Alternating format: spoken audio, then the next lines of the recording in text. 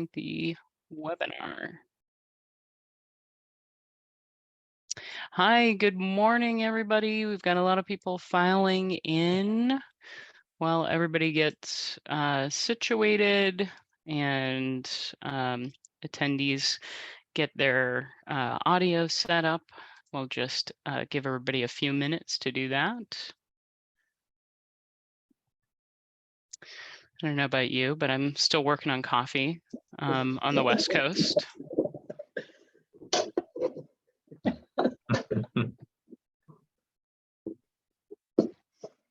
Awesome. Well, I think I'll kind of jump in a little bit with some introductory kind of background info things as everybody gets filed in here.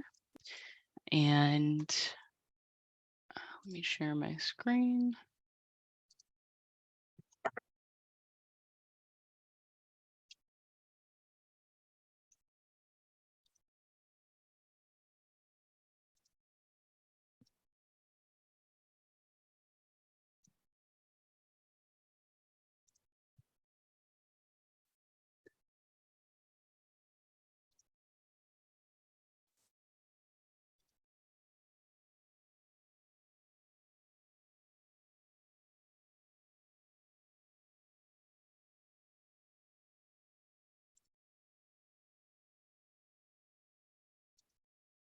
Okay, here we go.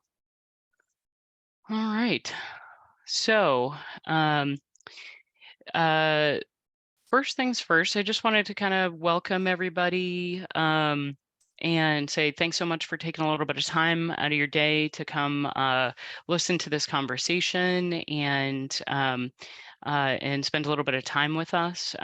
If we haven't met personally before, my name is Jen Waldron. I'm a co-founder of Augusta Home Care Recruiting. If you're not familiar with Augusta, what we do and what we like to call it is inbound caregiver recruiting built for home care. So if you actually stick around at the end of the conversation, I'm going to share a little bit more about Augusta so that you can learn about us. But the main topic of conversation today is our 2023 home care forecast on recruiting, clients, and technology. Basically, what's coming up for this year? Kind of looking back and looking forward, thinking about things that we tried in these areas and things that we might try in the future. Also, when we were preparing for this conversation, it's worth, I think, putting a little context around this. I don't think there's any silver bullet out there, and I think all of my all the panelists would agree that there's no one solution to all of our gigantic industry problems that a lot of people are facing. But what we hope to do today is, in some cases, maybe remind you of some of the fundamentals, things that had been fundamental in your business at a period, but have gone by the wayside for one reason or the other. Or if you're maybe a bit newer to home care, share some of the new things that you could try that other agencies have tried in the past to mitigate some of these issues. So either way, I think it's been a really insightful discussion. The other thing I wanted to do before we launch into the conversation is just step back a little bit, 30,000 foot. Whenever I think about like the year, planning for a whole year, that's like a big thing, right? There's a lot that can happen in a year. So I always find it's helpful to just like look 30,000 feet for a second. Where are we as a group? So I did some looking up of some stats. By 2031, which is not too many years away from now, the youngest baby boomer is going to turn 67. That means that we're 30% of the way through the baby boomer boom, which is kind of crazy when you think about it. When I started in this industry in 2009, I felt like we were at the beginning of it, and now 30% of the way through. The other things that are happening kind of like at the macro level are there are like massive venture capital and private equity investments coming into home care. United Healthcare bought LHC Group for $5 billion last year, which is like a phenomenal amount of money, right? It's like a massive, massive investment. There was also Dispatch Health, which closed a huge $330 million round of funding. But it almost seems like, I mean, from when I talk with home care agency owners and operators pretty much every day, those are like really big, high level things that are happening in the industry. They almost seem like they're in the ether if you're reading healthcare news. While as far as the day to day goes, pretty much everyone is still dealing with staffing shortages, increased caregiver wages to be able to compete, and rising client rates that are going up in parallel with wages. So I think that kind of leaves us with maybe a few more questions than answers about that kind of juxtaposition between the macro and like what's happening in the day to day. But either way, uh, I mean, we're all trying to ultimately provide the best care possible for older adults and people with disabilities who need our help. So that kind of leads into the conversation for today. So next thing I want to do is just a quick housekeeping. I know we've all been on so many webinars since the pandemic, but just as a reminder, there is the Q&A button in your Zoom toolbar. So you can chat in questions there, and we will answer them as soon as we're able. And then we are also recording this, so that way the recording can be up on our website after the presentation. So with that, I would love to introduce our panelists. So I'll just go left to right here. Ken, I would love to have you introduce yourself. Hey, I'm Ken Cook. I've been actually, prior to being the owner and president of Synergy Home Care franchise located in the Corona Riverside area of California. Prior to that, I was an executive for a large staffing firm for 15 years prior to that. So I've been through this a couple times. So Awesome. Thank you, Ken. And Eric? Yeah, good morning, everybody. My name is Eric Carr, and I am the owner of Home Instead based in Culver City, California. And we've been in the industry, my partner and I, for about 10 years. And prior to that, had more of a healthcare administration background before home care. Awesome. Thank you. And Kevin? Hey, everybody. My name is Kevin Smith. I'm the CEO and owner of Best of Care. We are located in Massachusetts, cover just about the whole state of Massachusetts. We employ about 400 caregivers, and our agency turned 42 this year. Wow. So we've been in business since 1981. Amazing. And Chris? Hi, my name is Christopher. I go by CJ, but I do sales and marketing here for Senior Helpers, which is a franchise in Long Beach, California. I work alongside my mother, who is the director of operations here, and the owner of our company is my grandmother. And so we all started this business because we all had personal stake in caring for family members throughout our lives. And so we thought it would be important to kind of try to focus our talents on something that feels rewarding. And so that's how we got into it. But we're relatively new compared to everybody else on the panel. So I'm really excited to hear what everybody has to say. Awesome. Thanks so much, CJ. Okay, so first question for the group. What are some of the things that you think that 2023 might bring for home care operators? So anybody who wants to start things out? I'm happy to jump in and start. I think we're already experiencing what 2023 is going to bring us. I think we're going to see kind of a lot more of what we're seeing and feeling. Certainly the employment market is going to continue to be a challenge and very, very competitive, not just for our industry, but across the board. And I think if you're not working in home care and you're not watching the news, that may buffer you from feeling that. But I think everybody else in the world is feeling that. And I think in addition to that, like you were saying, Jen, I think just having to recognize that there are real consequences to our capacity to care because of rising wages and cost. Mm-hmm. I think we're in a bit of a transition year this year. I've been in staffing for 15 years before I did this, it's always an employer market or it's an employee market. And I think we're in a transition right now, maybe because we've been clearly in an employee market for the last, gosh, all the way through pandemic, obviously, and it's been very aggressively an employee market. But I do think that we're going to start seeing some of that where it's going to shift back towards the employer side a little bit more, in the sense that we'll start to see caregivers somewhat coming back to the marketplace, maybe not aggressively, but I think that you'll start to see it trickle back. I think things will start to balance out a little bit more. And I think it'll be harder to find clients, possibly, due to the increase in inflation and such, and maybe a little easier to find the care staff members, possibly. So I do believe we're in a bit of a transition year this year. So I'm going to take an optimistic approach on 2023. And I'm going to say that, we'll get into this as this webinar goes on, but we know that pay rates are going up. We know that wages have to increase. If you want to play this game, you want to be involved, you've got to pay people more.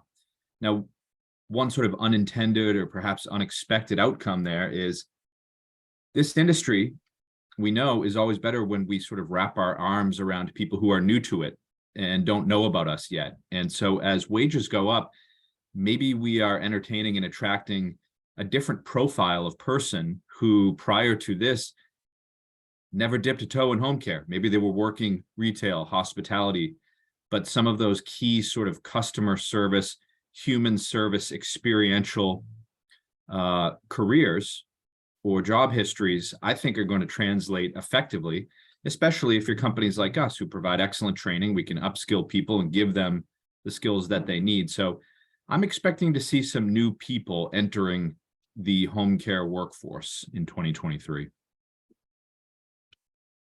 I love what Kevin just had to say. I happen to agree. I worked in the service industry and hospitality a lot of my life. I went to school to get my degree in musical theater. And I think all of the skills that I gained throughout doing that really translated well into this industry and creating really personal relationships with all of our clients.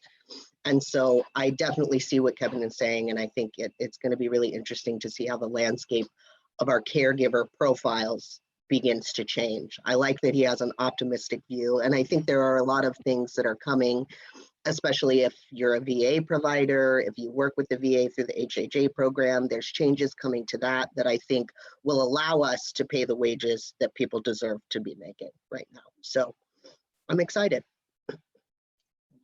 I love that. It's so much optimism here. That's amazing. Awesome. Well, let's get into a little bit more of the details here. So when we're talking about clients and payer sources, I have a few questions that came to mind for me. So the first being, have we kind of hit the top of the market in terms of what the typical client private pay rate can be? And obviously it's going to vary based on where folks are across the country.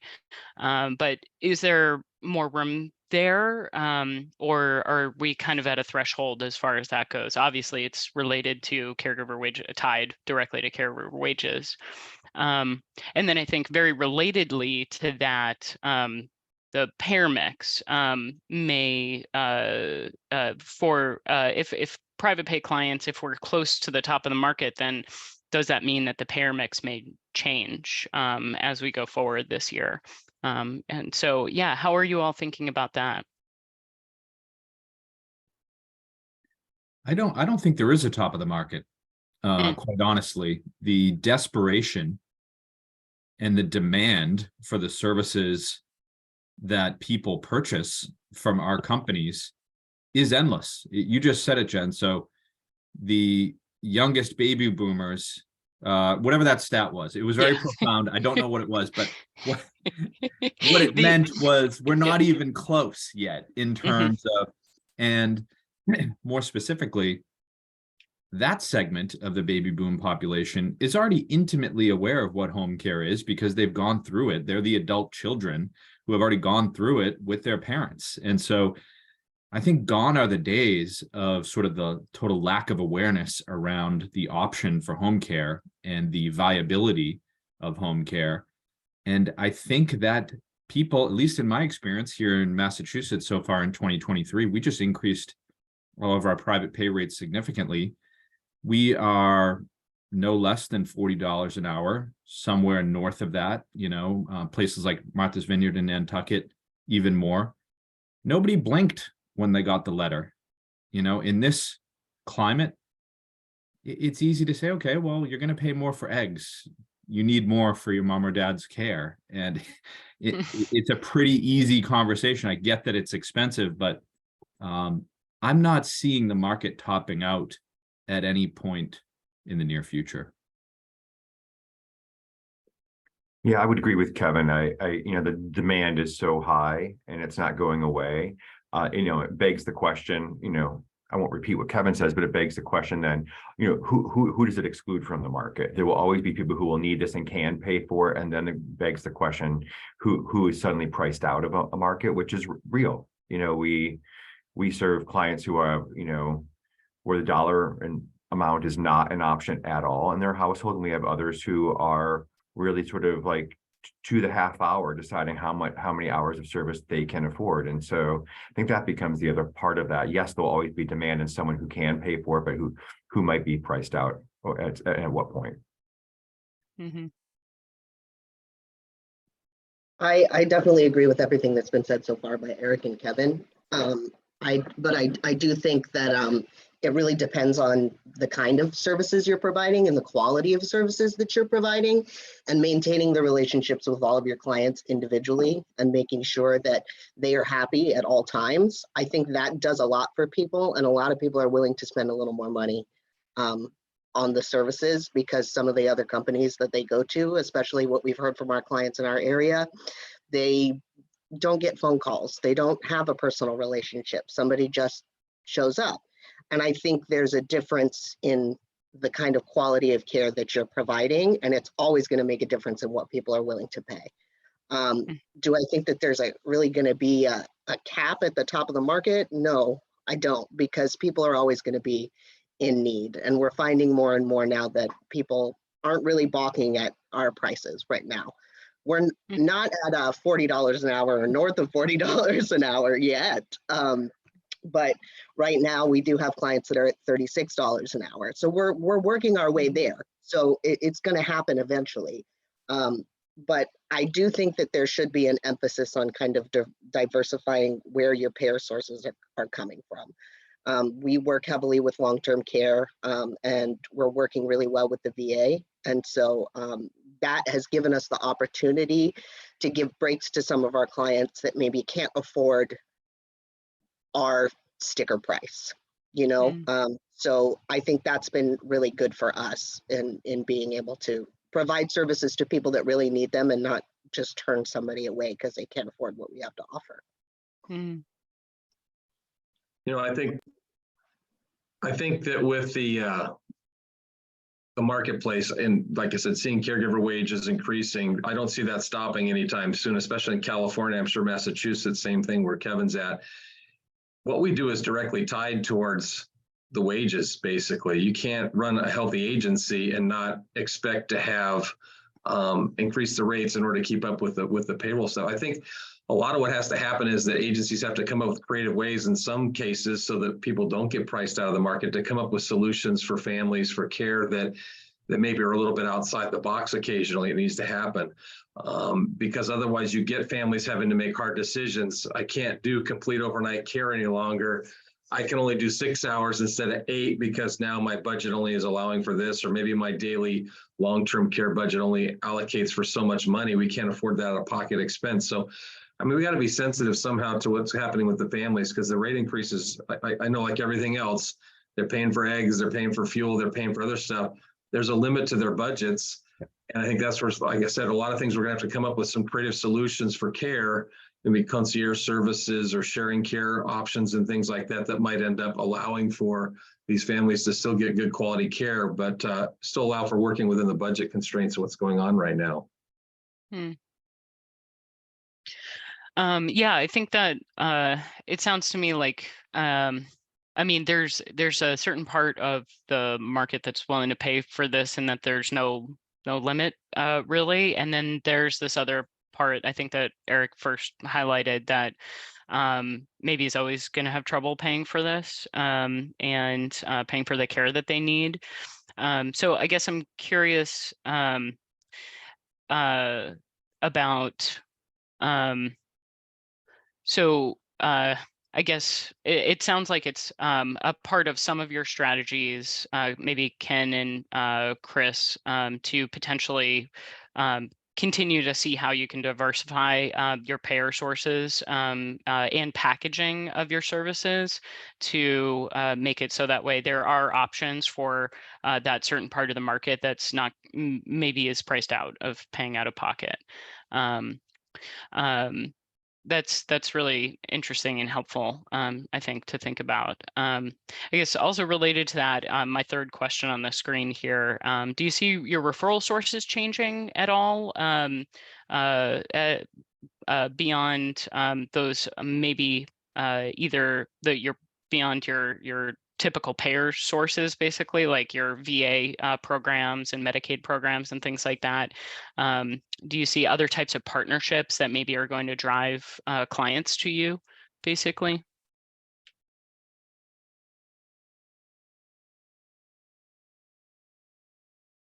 Well, in addition to the things like the VA relationships or long-term care insurance, so on, one of the things that I'm noticing as the baby boomer wave goes through is people who are now hitting the age where they might start to consider wanting to explore care or research care are much more internet savvy. So, accessing information, sourcing information, looking up people's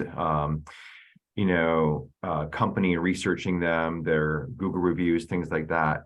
It used to be the adult kids that were doing that exclusively for their aging parents. And, I have parents in their 80s now, and they can do that, but just fine themselves, So I think that's something we have to be really mindful of, is that our clients are going to be reaching out to us more. We've already started to see that people in their 80s and even 90s sometimes, just I read your reviews online and I really liked what I read, things like that. And so I think that's a really important reminder.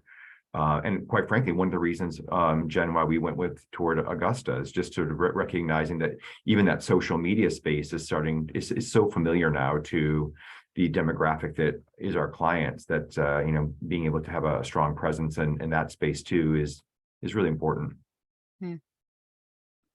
I'll add that one of the things we've done, so relative to both sort of question 2 and question 3 on the screen, we are putting a great deal of emphasis at my company on diversifying revenue. So on any given month, we've got between 60 and 70% of revenue coming in from our state-funded business through Medicaid in Massachusetts, referred to as Mass Health, and some of those waiver programs, and then again, maybe 35% private pay. In 2018, we launched a care management business to, again, a different stream of revenue, a different service offering, certainly a much more comfortable margin to allow us to be creative with some of the other stuff we do with home care, and also an important referral tool.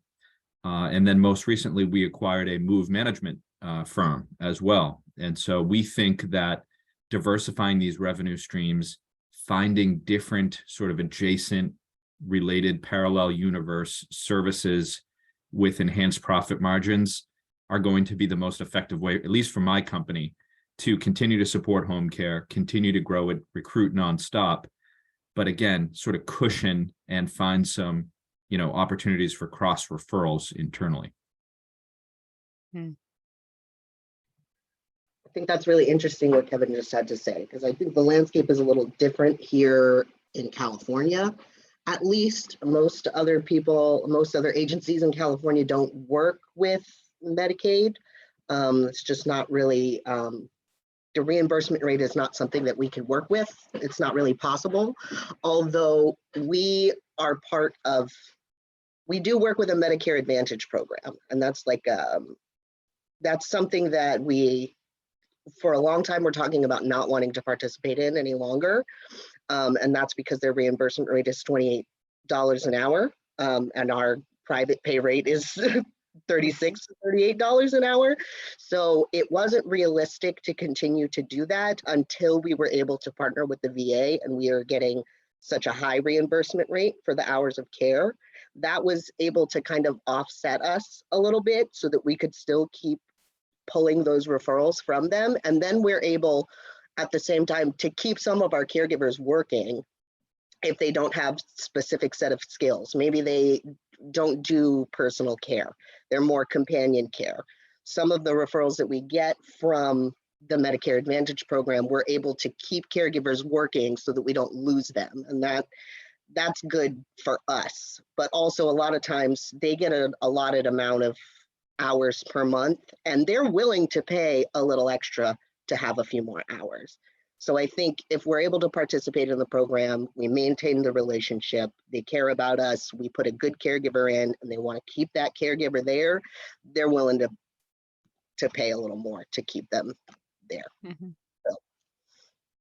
Yeah, I think those are all really good points. It sounds like there's digital marketing, clients researching for themselves how to find the care that they need as opposed to their families doing it. There's diversification among the different payer sources and where referrals are coming from. And then there's also looking at how the higher margin programs actually kind of help subsidize some of the lower margin programs out there. It sounds like everybody's doing a little bit of that in some way. Hey Ken, I saw. I think there must have been a computer issue or something. I saw We you drop off. glitched. Yeah. I think our spectrum glitched over here for a moment, so we're back. No worries, no worries. That it happens. Actually, before we leave this slide and go on to the next topic, we did actually have a question that came in that was relevant, I think, to what something that you had said earlier, Ken. This person wanted to know if there's any solutions that you've implemented to work within a client's budget. Maybe more specifically than I think you had mentioned, like concierge programs. Concierge programs, we do some work in a couple different community settings to where we do something called shared care. So instead of having a private caregiver in the room, we'll have somebody that's on site that will share the cost of the care for several families. And so a couple of the communities that we're resident in, there may be 30 residents in that building we take care of. And so instead of paying an hourly rate for somebody to sit in the room for medication reminders and such things like that, we actually have somebody that'll come in and out of the room throughout the day at a daily rate, which is much more affordable for the families. And then we dovetail stuff on tail ends of schedule. Sometimes we'll try and shorten schedules up. I mean, we try not to do that frequently, but it just with like I said, sometimes we've got situations with families that the cost of care is really expensive. There's a couple of our veterans that will service, take care of them on the front end of the schedule, and then they have a family member, a wife that needs specific care. So we'll tag that on the end of the schedule to make sure that person also gets the assistance. So the caregiver gets a full day shift work, and the client gets maybe not a full hit on a full day's worth of care there as well. So a couple of things that we do there to help out. Awesome, thank you. Cool. Well, let's move on to the next biggest topic, recruiting. Obviously, like we talked about, the caregiver wages are just inherently tied to the client rates. But I am curious. And also there's legislation out there too. It's worth mentioning that as well when we're thinking about this, that, some especially bigger cities in the US have new minimum wage requirements that have pushed wages up quite a bit. But I guess I'm curious what your thoughts are about how much more you think that caregiver wages might rise this year, if they will.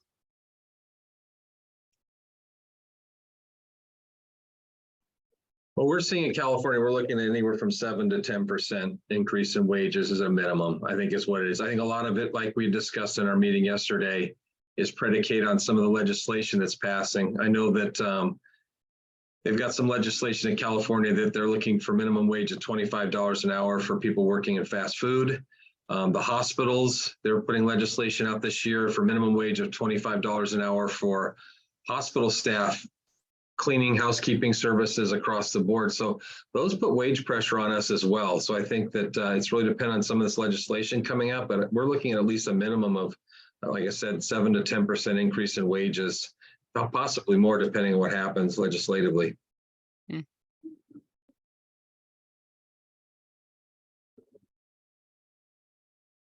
I would agree with Ken. I'm also in California, so I think everything Ken said is I would anticipate something very similar. I think they'll just continue to rise to the point that each individual agency can absorb or cash flow them. Honestly, I mean, it's a business decision, so there's no blanket. I think it's going to get up to 2250 or something like that. Everybody's offering is going to change, and that's a fluid number. You have to approach recruiting from that perspective, that you've got to make adjustments quickly, one way or another. Hmm.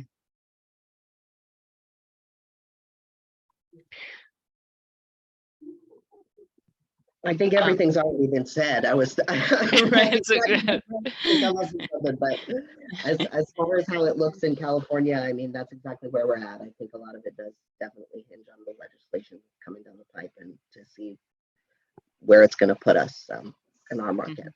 So we've done our best to try to raise caregiver wages. We wanted to bring people that have been with us a really long time up to a wage that they're able to live on. Inflation has caused a lot of people a lot of issues, and our caregivers are not afraid of sharing that with us directly. And so we have to be mindful. We have to have an open mind, and we have to have open ears, and we have to be willing to listen to what they're telling us. Yeah, it's we're definitely at the spot right now that Kevin mentioned where. Or Ken mentioned, I think, where the income that we're getting right now is enough to cover our caregiver wages, but soon something is going to have to change. And so trying to find the best and most innovative way to do that, I think it's going to be a major task on the list for 2023. Mm-hmm. Yeah, fair enough. And I think to Kevin's point, it sounds like, I mean, it's definitely something that, I mean, depending on what your mix of clients is, their payer sources, what your average rate is across customers, then that kind of is going to, I mean, that's going to be one of the biggest factors in determining what you're able to pay, really. And so, yeah, that's interesting. So relatedly, in terms of recruiting, what types of new solutions or strategies do you think that you might be trying this year? I guess some of the things that come to mind for me is there's the advertising side of it. There's literally putting more money into getting more applicants. There's streamlining processes to get more out of the current applicant pool that you have. Reworking what the story, the pay, the benefits package is to try and be more competitive or differentiated. So I'm curious about what you think that looks like for your agencies. Is it a little bit of everything, one thing in particular? I think for us, it's a little bit of everything. For sure, right now we're looking into insurance for all of our caregivers. I think that's going to be one of the most important things that's going to keep caregivers with our agency, because we have had people in the past leave to go work at an assisted living, and that's because they can offer insurance. And so we're finally to the point where we've grown enough that we can start offering this to our caregivers, and I think it's going to help keep caregivers with us. But also speaking about that, we're working with the gerontology department at Cal State Long Beach. And so we're trying to develop a program where some of the students who are working in that program can come to us. They'll be writing reports for the teacher, for the class, and they'll be doing hands-on work with some of our clients. And so I think that is also something that will kind of foster a relationship, not only with the education over there, but we'll give people an idea of, okay, maybe, after my classes, some days a week, I can work a few hours, and we'll be willing to hire them, especially when they're on the track to higher level of care or a nursing degree or something like that. So that's definitely what we're trying to do.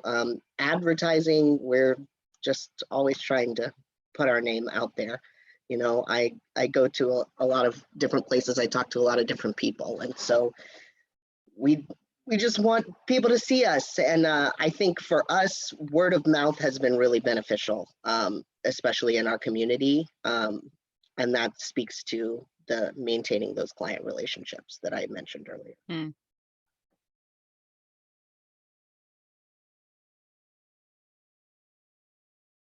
One thing I'll add to what CJ said is, I think, and it sounds cliche, but this idea of, what are you doing to be the employer of choice? And we're competing not just against one another as home care providers, but like Ken was saying earlier, fast food places and hospital environments and so on that hire people with the same skill set. And I think there's we haven't figured out a way to get around, and we're glad for this, that it really is a personalized business still, with as much tech that's coming into to play, with as much conversation about money, which of course is always going to be king. I think this idea of trying to get people who are bought into the culture and want to stay with you, and if wages and benefits are equal from one place to another, they still have a lot of choice. So what are you doing to sort of keep them staying with you? I think that's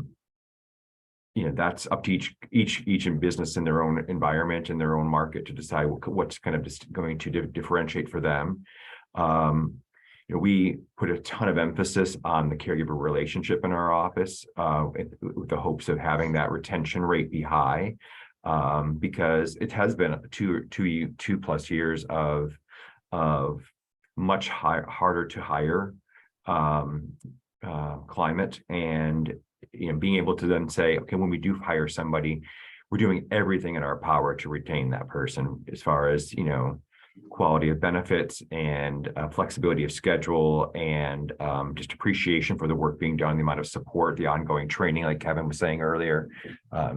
You kind of have to throw all of that in there, and just keep reworking your processes.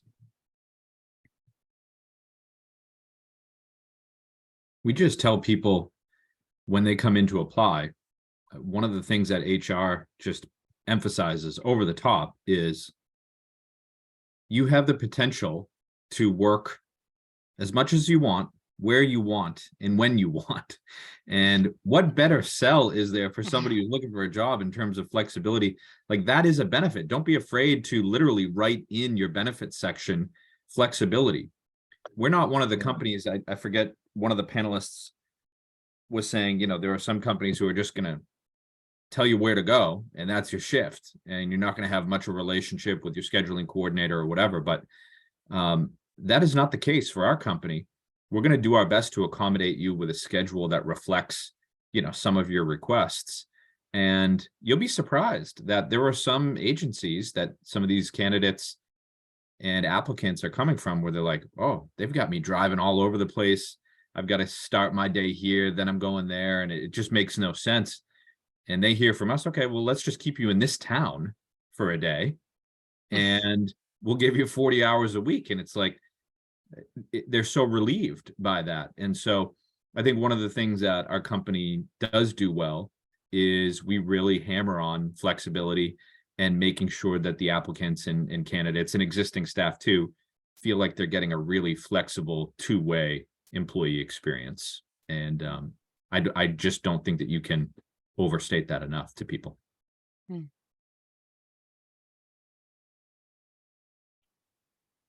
Awesome. So it does sound like there's a bit of really a little bit of everything in there, and it sounds also like, from what all of you said, that there's that you all feel like recruiting is really inherently tied to retention, and they're part and parcel to each other. If you're hiring the right people and investing in retaining them, then that's worthwhile. Essentially for you. It also sounds like there's a little bit of like packaging and the story that is being shared with the candidates that's making some of a difference for you all. So we did have actually a couple other questions that came in before I move on to the next topic. So one person would like to know, they feel like one of their biggest competitors are two licensed home care agencies, are independent contractors and clients who like to hire them because they may offer a cheaper rate. They may not be following all the rules necessarily of the state guidelines and things like that. So their question is, how do you approach those potential clients without making them feel bad about their decision making when you're competing against an agency that you know isn't doing it the right way? I think you just educate them. Go ahead, Ken. You went off mute. Go ahead. Exposure. I mean, they need to understand the exposure part of it. If you hire somebody privately in your home and they slip and fall and hurt themselves and you haven't been paying payroll taxes in California or haven't been paying for insurance for that or got a special rider for it, they have some exposure that they could actually get into. The other thing I think a lot of families don't realize is that you hire somebody privately, that's great. You've got Gail working for you at your house. What happens if Gail calls off? Happens all the time. Unfortunately, I mean, the reliability factor there, and they don't have a backup process in place. So I think the other part is just let them know, hey, look, you got an exposure here, the education. Kevin's right. You have to have the education on what it is their exposure is. And then also, I think that they experience the fact they've had a couple call-offs, because we've had that scenario happen a couple of times. They go, oh, Susie's called off 3 times. I guess we need a backup. Then we become the backup, and then all of a sudden Susie disappears, and now we're the primary. So they kind of learn. It's kind of a learning process for a lot of these families, because a lot of these families, the first time they've had exposure to home care is for the first time, is when they've approached us and we've talked about it, educated them on them, got the process started. So there's some things that a lot of times the general public doesn't know or understand what they potentially can get wrapped into if they're not careful. I'll give you one case we picked up. It was from the desert. They'd hired a family person online, didn't do the background check. They went and the person came to the house, picked mom up, took her to the hospital in their car, dropped mom off at the hospital, disappeared, stole the car, went back to the house, robbed the house, and took off because they found this person on Craigslist or something like that online. They didn't do a background check. They didn't do the process to go through it. They didn't know who this person was. They thought they had a value with it, but that turns out to be a bad call on their part. So stuff can happen, unfortunately. I think that's really common, what Ken just mentioned. And I think something that we found is a lot of people that are calling with service inquiries for us are saying, I've had this girl in my house for a really long time. She's been working with me for 2 years, but I've noticed the money's gone missing. This has gone missing. I really like her. She does her job really well, but there's all these things that can't be accounted for. And so they're reaching out to say, what can you offer us? So I think what Kevin said and what Ken said about really just educating them and explaining what we have to offer that's different than just finding somebody privately is interesting. But we've also had the case where some people have come to us and said, well, I have this caregiver. Would you be willing to hire them? I want to make sure that they're covered. And so we've worked in those personal relationships with individual clients, a way to hire those people, a way to make sure that the caregiver is still getting a wage that they're happy with, and a way to make sure that the client is able to stay with somebody that they really like and they've liked for a really long time, but we can provide those assurances to them. So it's an interesting landscape, but definitely education is probably one of the biggest pieces of that. I'll just add, because I agree with everything everybody said and had similar experiences, but I would just add that I think part of the question that was asked was, how do you not make them feel bad? And, the idea of finding the right words to educate and feel like you're just giving them full disclosure and a chance to make decisions based on, things they hadn't thought about before. We've had a number of clients that have been with us over 5-6 years where we have been part of a care solution for them, but not the care solution for them. So they'll have family caregivers, they'll have private caregivers that, and we, what we do is we say, look, we understand that you're trying to find a way to make the amount of care you need affordable, but there's a way to have the benefit of working with an agency. As long as you're taking the risk and hiring the people privately and you know what you're doing and you're kind of setting yourself up to be protected, you can still have the benefit of working with an agency that has the backup that you need, can cover call-offs with your private team that when you need it, and still maintain part of the day-to-day, week-to-week care schedule consistently with us. So we've actually found, especially for the people who don't have an unlimited budget and for who don't aren't don't qualify for Medicaid and or any of the lower income kind of qualifying programs, it's really, the more sophisticated you can be in having that conversation and how to put things together as a family. I think they just then recognize that you are you're not shaming them. You're actually helping to embrace the need that they have and finding a solution that also offers some more protection than maybe they thought to put in place before. Yeah, I think that's all. That's really helpful. I hope that answered their question. And that really resonates with me. Finding without making them feel bad about it, really just embracing what their situation is now and helping to educate them and try and fit into their constellation of needs as it stands today. So yeah, I think that's really great. Okay, so we're almost out of time. So I'm gonna I think skip to the last question, if that's okay with you all, so that way we can wrap things up and let everybody get back to their day. So I was my last question here, question number 2 on the screen. What do you think the biggest area of investment is going to be for you overall this year? So we talked about the client side of the business, the recruiting, and a little bit about retention. Do you see one area that's going to stand out above all others, or not?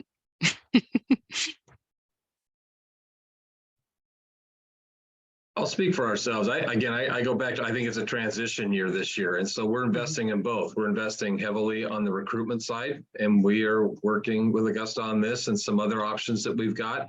But we're also investing a lot of our online presence to make sure that we've got the most visibility possible, both for our clients and also our care staff members. So it's a balance for both. So in going back to that, we're kind of splitting our budget that way and pivoting based on as we see things coming in and out of the business. So I definitely agree with what Ken said. I think one of our biggest areas of investment is always going to be recruiting. I think it always has been, and I think it always will be.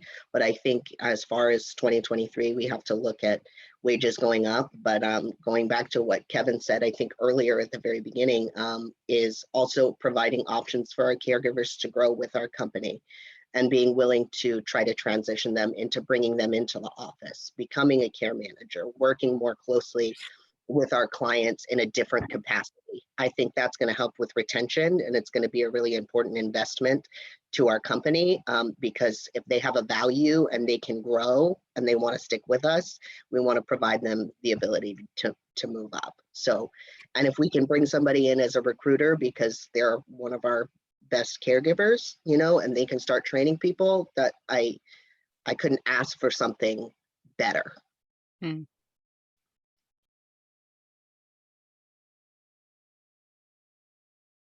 Yeah, I'll just add to those great ideas that were already said is just the I think diversifying, and that may mean approaching something or discovering something in the latter half of this year that I don't even know about this year. I don't want to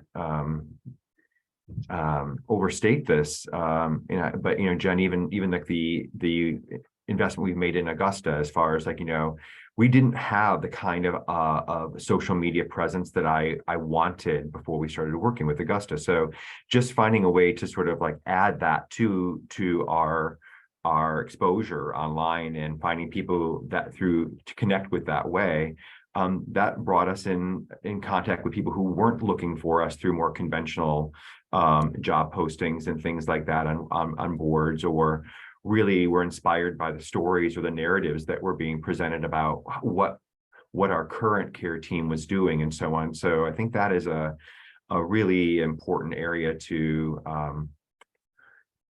to use for recruiting, but we've actually had some of our service inquiries for clients actually reference. So we saw some of the activity that your staff was doing in the community, or someone who had won Caregiver of the Month and things like that. And so, it's coming full circle in that social media space for us in a very short period of time.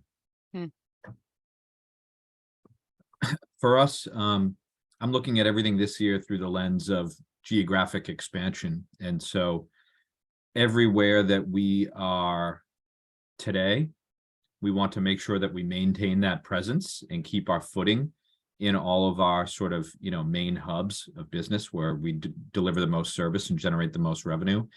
But I am firmly of the belief, going back to what I said at the beginning, that we need to cast a wider net. In home care, you go where the workers will go. So your service territory is where your workers are willing to work. And so we want to do a better job of leveraging that and forming partnerships and relationships in areas that we may not have them today, and being prepared for whatever happens next, so that if you hire some aides in an area where you may not have historically delivered service, you do a great job. Next thing you know, an opportunity pops up in the form of a new contract or a new partnership. So we're going that route this year and beyond.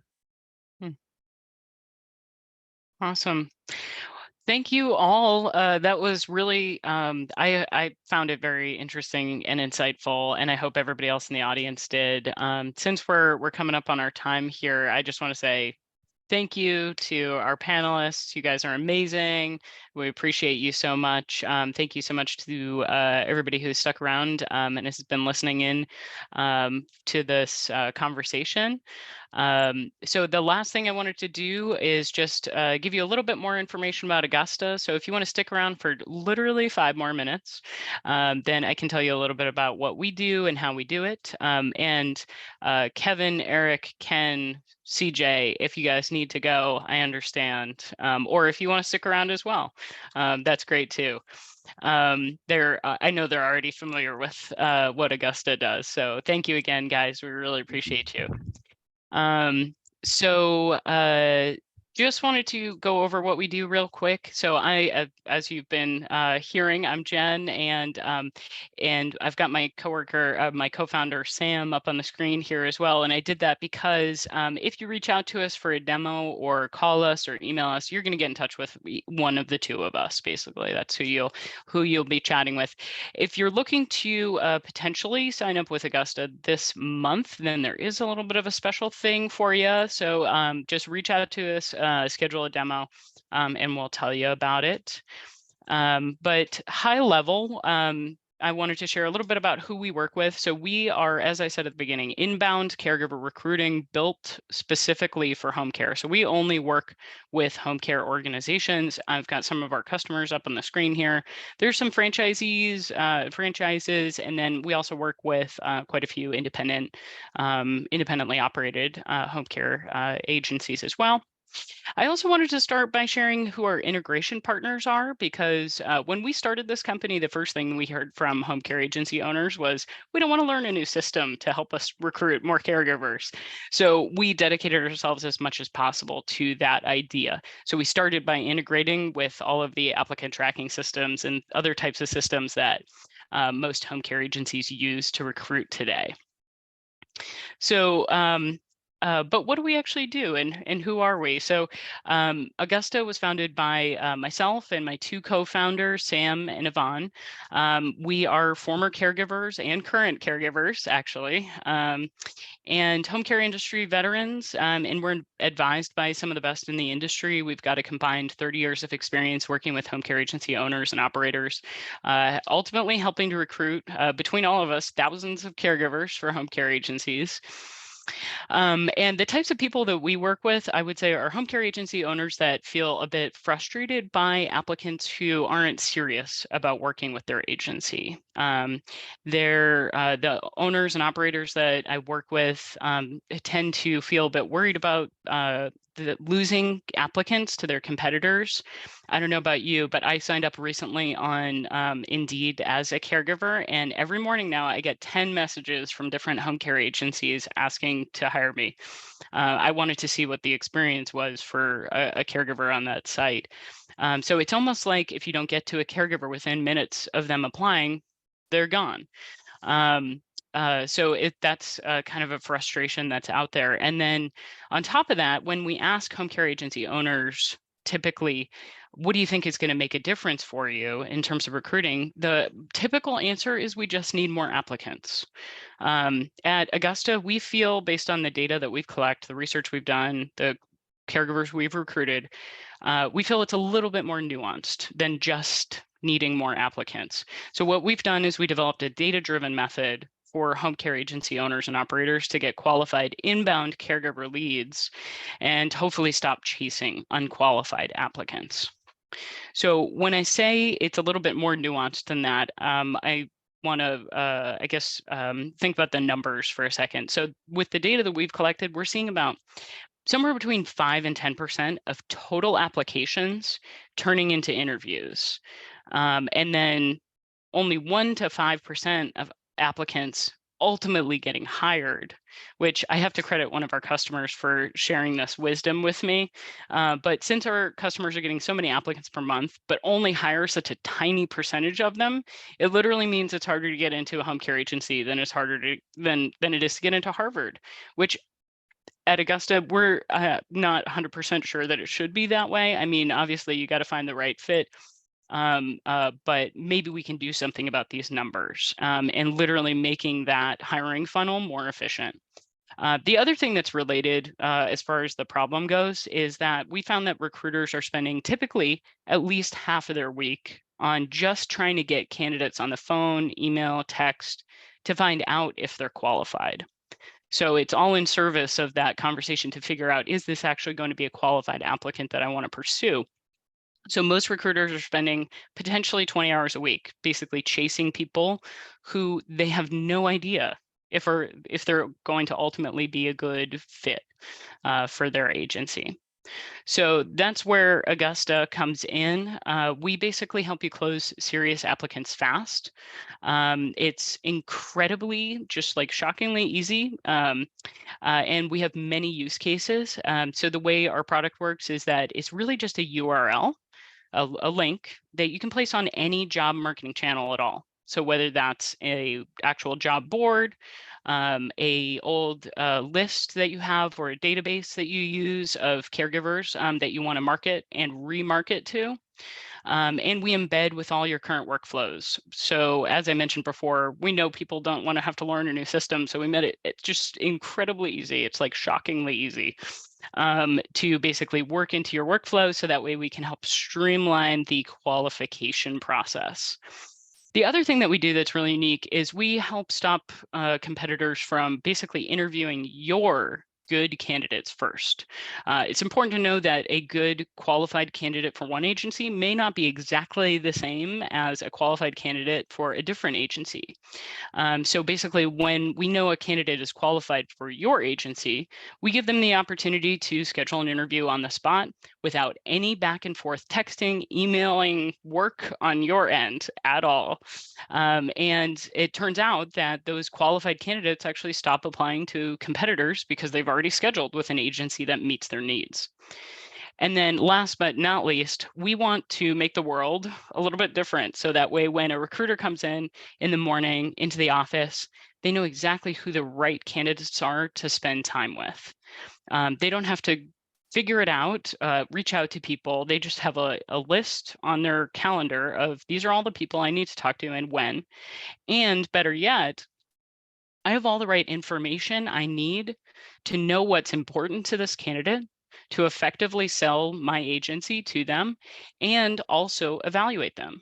And so giving recruiters the right information, and we can only do that because we're built specifically for home care. So we've spent a ton of time figuring out what are the right criteria to not only qualify a candidate, but give you the right data to know whether or not this is actually going to be somebody that you want to have a conversation with. And when you do, what would be meaningful to that candidate. So with that, that is my introduction about Augusta. So thank you so much for sticking around and listening. Like I said, I just put back up on the screen here. Here's how you can get in touch with us for a demonstration, or feel free to give us a call, send us an email. You'll talk with either Sam or I, depending on when you schedule or when you call. And we would love to share more about what we do and learn about your agency and your recruiting process. So thank you, everyone. And I do know that there was some at least a couple other people who asked about a replay. And yes, this presentation was recorded, so there will be a replay up on the website within a couple days. So thank you, everyone, and have a wonderful day.